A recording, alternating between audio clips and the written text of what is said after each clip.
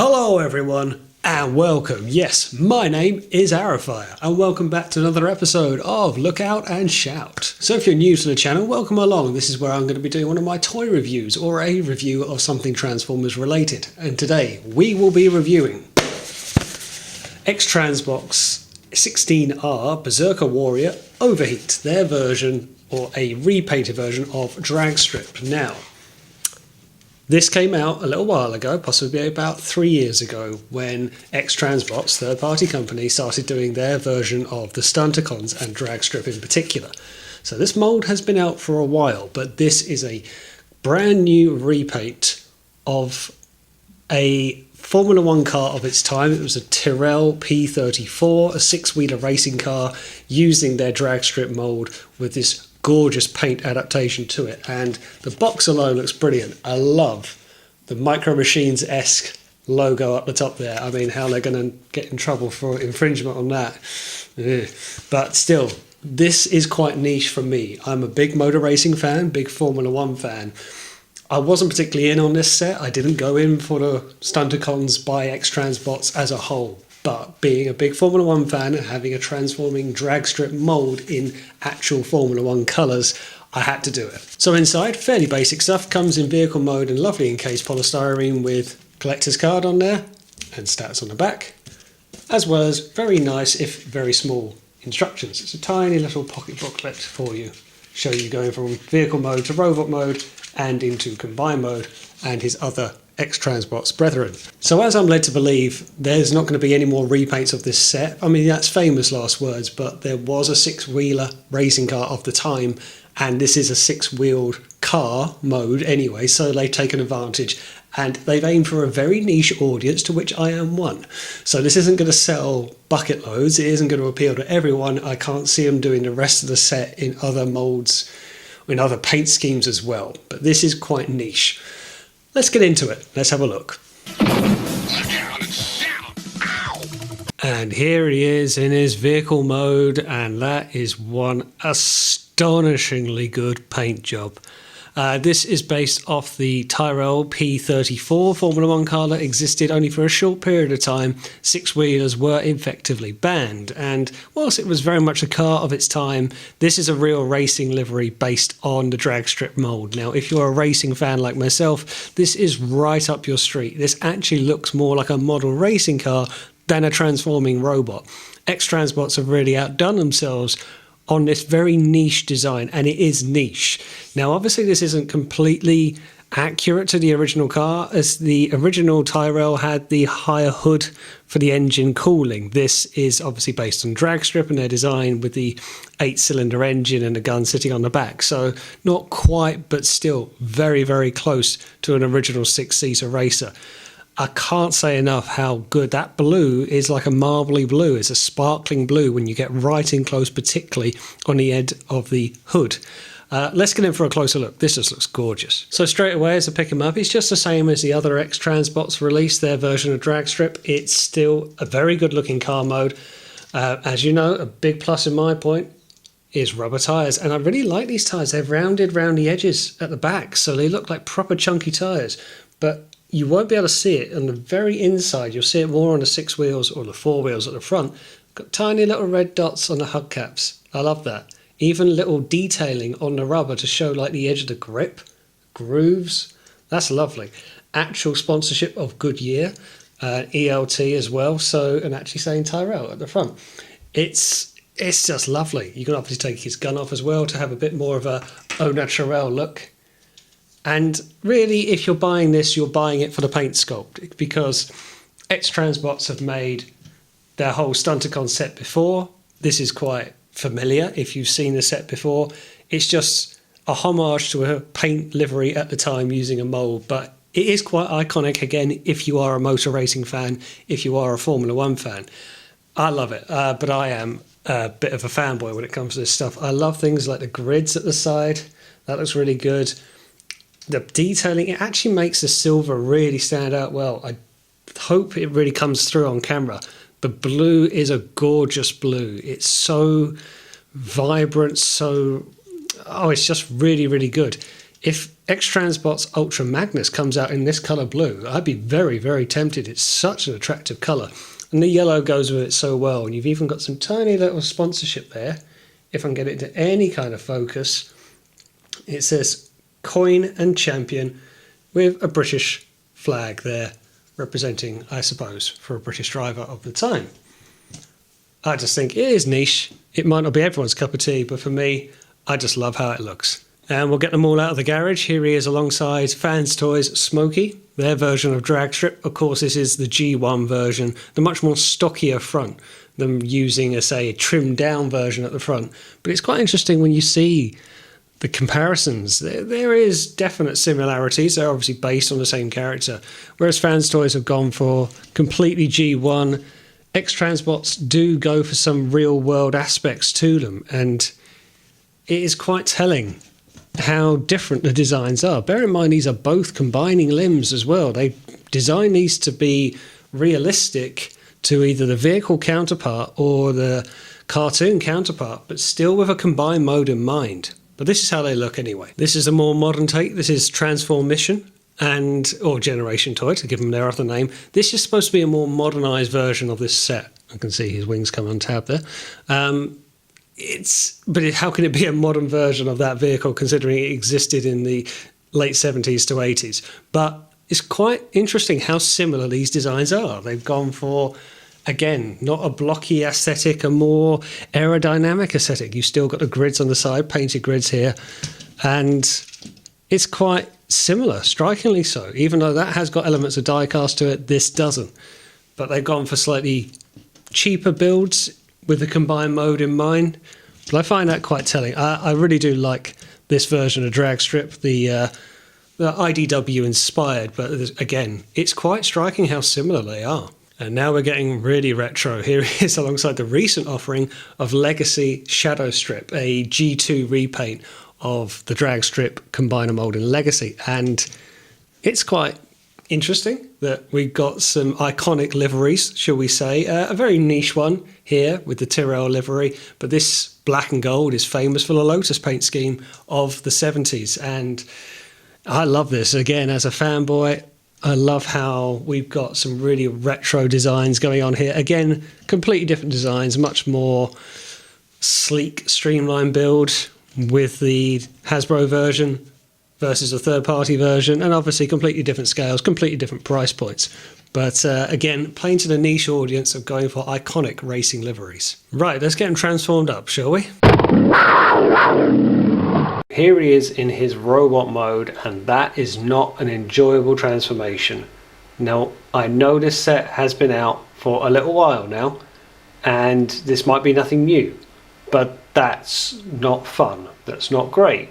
I like how it looks in some ways. The car mode possibly looks better. The proportions on this are weird. Disappointing is the first impression. The head seems very flat, very narrow, doesn't seem very deep. And I have had a breakage during the first attempt at transformation, which I will show you in a bit. The colours as well look good. They shine in this mode like they do in the car mode. The legs maybe are good transforming, as in it folds up well, intuitive perhaps, but not fun. It's not an... Now I find with Dragstrip in general, his transformation is not fun. I don't think it's a good one to do, and I think it's a tricky mould, but I am quite disappointed with one, the breakage, which I'll show you, and two, the final product. I think the vehicle mode does it better. But let's get in for a closer look. So straight away, one problem you do have is the hip joint comes loose quite easily. If I tilt it forward, again, part of the transformation, but it doesn't take much. Articulation wise isn't too bad. The arms go up, outward at the shoulder, hand simple open and grasp shut. It's okay, but then again it comes loose at the hips. Slight friction on the side hip movement. Ankle tilt is quite good. You can get some good lunges and side poses.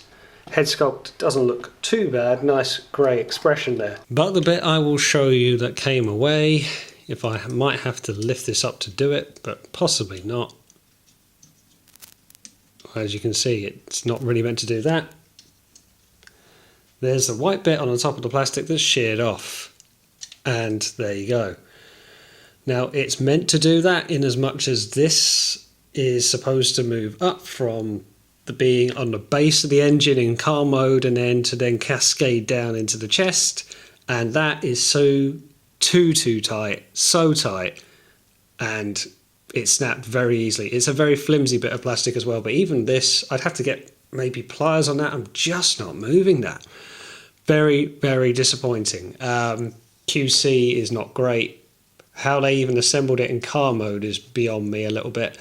It can still dock. It's still going to work, at least in this mode, but whether I will sustain it in car mode still, and that's kind of why I got this set. You may have seen in the first part of the review talking about the car mode, how impressed I was with that. I was keeping this in car mode, keeping that in mind, and if that is not going to hold in place now because of that, then that has massively killed the appeal for this figure for me.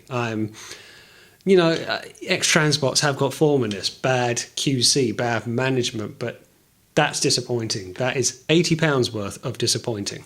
And okay, maybe I am in a bit of a bad mood for not wanting to transform my other drag strips to show you a robot comparison, but I kind of feel it wouldn't really be fair to the other drag strips. As much as it's good to see them in comparison for vehicle mode, for bot mode, this hasn't done enough to warrant a comparison for me anyway, and it's not really drag strip. Anyway, to keep with a racing theme, if nothing else, here he is alongside a Masterpiece Carbot in Takara Wheeljack, a much more dated design, but you can see the structure they're going for. It is MP bot scale. At least we have Lancia stripes and a Tyrrell paint scheme on an otherwise drag strip inspired figure. Oh, and one other thing, that gun doesn't hold in very well. That's very loose. The grooves do not bite. That is, again, annoying. So what are my final thoughts on this mould of Overheat, their version of a repainted drag strip? First of all, I want to apologise for not doing the robot comparison. By the time I transformed it and subsequently broken it, I did not feel like transforming other variants of drag strip that I had to show you. I'll try and put some pictures up on my Instagram channel, and I'll put a link in the video description below for you to go and look at your heart's content. Again, apologise for that. It just kicks me a little bit that this happened on first attempt, and as I understand it, when this mould of Dragstrip came out, QC issues were rife. There were problems. I've seen arms falling off. So, and X-Transbots of this time, particularly when you think back to their version of Lock, their version of Cup, QC issues were again rife in that. I'll cover off the good points with this figure. The paint is brilliant. The vehicle mode, for me, is what sells it. It actually looks stellar. It looks fantastic. It's a very metallically reflective, almost pearlescent blue. I don't know if it's going to pick it up on camera, but in hand, particularly when you look around the back, if I can get it into focus, there is a sheen to it all over the place. Even the yellow's quite nice. I love the detailing on the tyres. I love the rubber tyres. That's probably where the positives for this figure ends.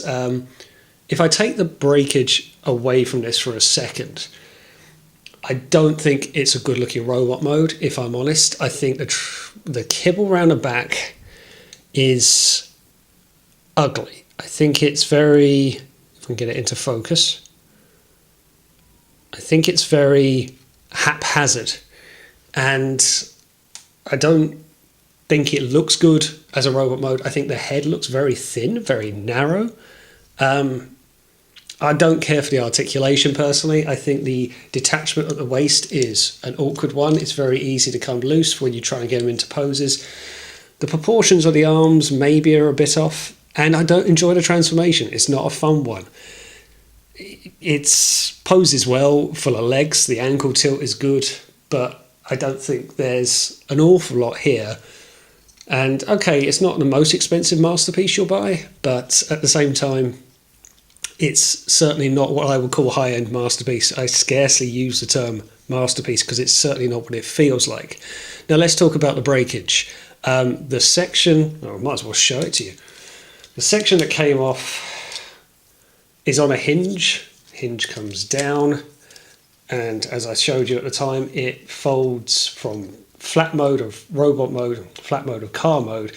As it goes up, it's then to recline back, and that section that remains on it, that bit of blue that you can just see, is supposed to fold down, but I can't move that. I may have to get pliers on that to pry that back. That is so tight. It's little wonder that broke. That tolerance is too stiff. How that was assembled then into vehicle mode does surprise me. Was this even tested when it left the factory? Was it just assembled straight into vehicle mode?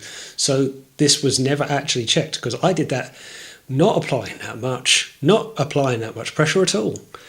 And it doesn't affect the robot mode, so I can keep it like this. I will let you know if it affects the vehicle mode, because as you might have guessed, I bought this for the vehicle mode, and if it doesn't hold place in vehicle mode, then that's kind of killed it for me.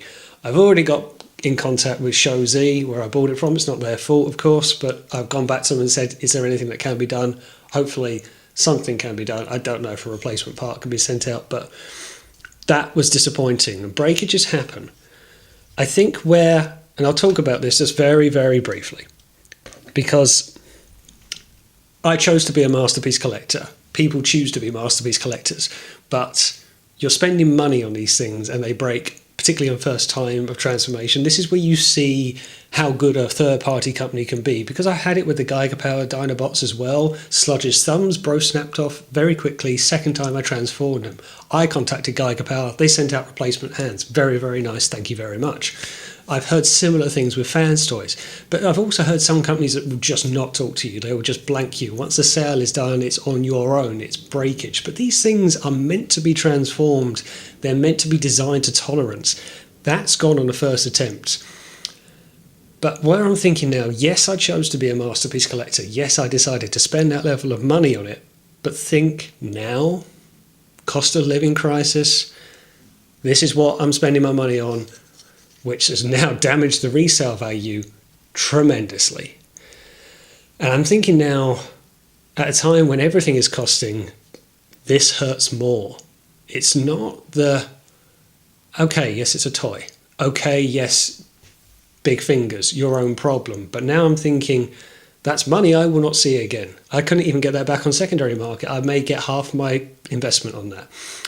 And that's stung a bit more for me, thinking of the climate we're in now.